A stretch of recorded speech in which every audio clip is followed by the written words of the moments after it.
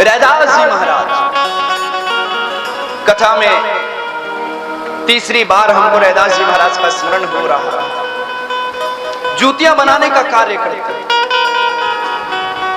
एक दिन जूतियां बनाकर उनको बेचने के लिए बाजार में निकले और जैसे ही बाजार में निकले पत्नी ने कहा कि देखो आज कुछ बेचकर आना, कुछ धन लेकर आना, क्योंकि घर में राशन नहीं है। जब आप कुछ लेकर आओगे तो ही राशन आएगा, उसी राशन से कुछ भोग बने। जी जूते लेकर गए, बाजार में जूते ले जाकर बैठ गए और जूते सामने रखे हैं। ग्राहक आ रहे हैं, जा रहे हैं। एक भाव तय कर दिया है कि इस एक भाव से ना नीचे बेचूंगा ना ऊपर बेचूंगा। और वहीं पर ठाकुर जी का भजन करने लग गए। रैदास जी महाराज भजन कर रहे हैं। सुबह से संध्या हो गई है, अभी तक एक भी जूते की जोड़ी नहीं बिकी है, एक भी धन नहीं आया है महाराज। घर में राशन नहीं है। रैदास जी महाराज बिना चिंता के ठाकुर जी के भजन में संलग्न लगे हुए हैं।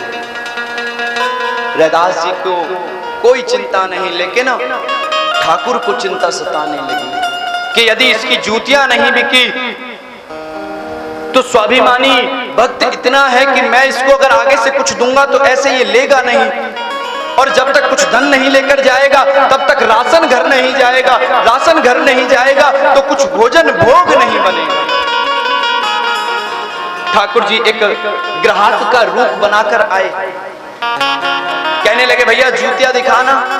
रैदास जी महाराज पैरों में पहनाकर जूतियां दिखाने लगे। जूतियां अच्छी हैं, क्या भाव है? रैदास जी ने बता दिया भैया एक भाव है, ना इससे कम बेचूंगा ना इससे ज्यादा बेचूंगा। ठीक है, एक जोड़ी हमको दे दो।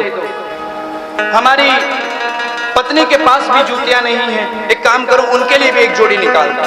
हमारे बालकों के पास भी नहीं है, बालकों के लिए भी निकाल दो। ठाकुर स्वयं ग्राहक बनकर आया और जितनी जूतियां रखी हुई थी रैदास जी की, सारी जूतियों को खरीद लिया और उनका जो मोल था वह मोल रैदास जी को दे दिया।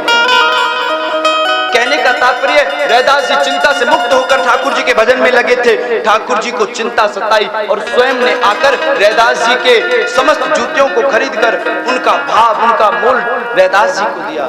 उस धन को ले जाकर रैदास जी ने राशन खरीदा, उसी से ठाकुर जी के लिए भोग बना और फिर भोजन को पाया।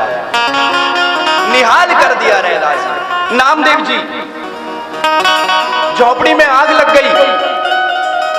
नामदेव जी बैठे बैठे भजन कर रहे हैं और नामदेव जी भजन कर रहे हैं। गांव के लोग आ रहे हैं दौड़े दौड़े, कह रहे हैं अरे नामदेव सुनते हो भैया तुम्हारी झोपड़ी में आग लग गई है, अरे जल्दी चलो अपनी आग को बुझाओ। नामदेव जी महाराज माला फेरने में लग जाने तो लग गई, कोई बात नहीं।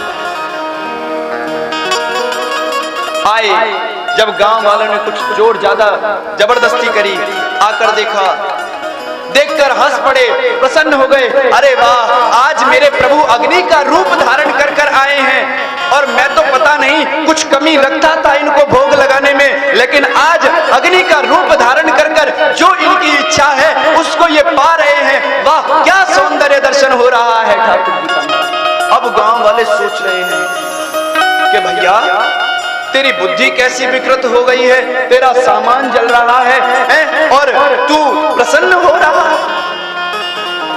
कि तभी नामदेव जी ने देखा एक रजाई बाहर रह गई, तुरंत दौड़े दौड़े गए, उस रजाई को उठाया, उठाकर महाराज अग्नि में डाल दिया कि प्रभु ये तो रह ही गया, इसको तो भोग आरोग्य। और उसी अग्नि के सामने बैठकर नामदेव जी महाराज भजन करने लगे। गांव वालों ने सोचा आग लगने दो भैया, इसको खुद को फिक्र नहीं है तो हम क्यों फिक्र करें इसकी। ठाकुर जी को चिंता सताई कि भक्त का सब कुछ जलकर राख हो गया। महाराज मजदूर का भेष बनाया।